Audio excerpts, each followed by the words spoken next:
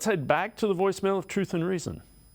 Yes, this is Charles Boykin calling from Dayton, Ohio. I just want to say to the fans, settle down. Deshaun Watson, even though he was okay to play, he had fluid on his rotator cuff, and if he get hit against Baltimore and the way that line was blocking, I know he knew what was going on. Look, we don't want to have another incident like Baker Mayfield where he tried to play with that bum shoulder that he had. So please, settle down, fans. The Browns are going to be okay. We're still 2-2. We're only one game from being in first place in our division. Just settle down. Go Browns.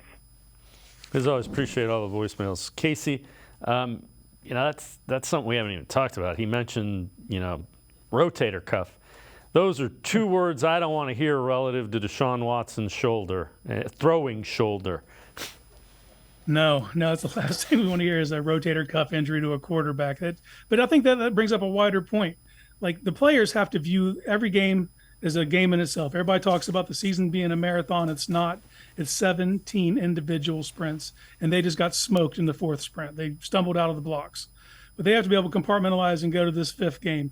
But for us as fans, when things go wrong, it's linked to our scar tissue from the past. So we start to revert and we start thinking about 2021 and what it meant to have a quarterback with a shoulder injury. And, I think that they can't look at it the same way we do. That just opens up old wounds for us. And not everything is a referendum. They just have to be able to put that game behind them, burn the tape, move on to the next one and put their best foot forward.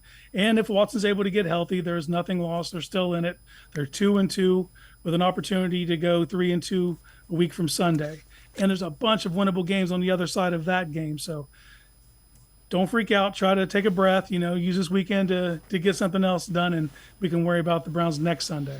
Yeah, if they find a way to beat the 49ers and are 3-2, that first five was probably the toughest. It's brutal. It's probably the toughest stretch of games that they're going to have. So if you can come out of that 3-2, you should be okay.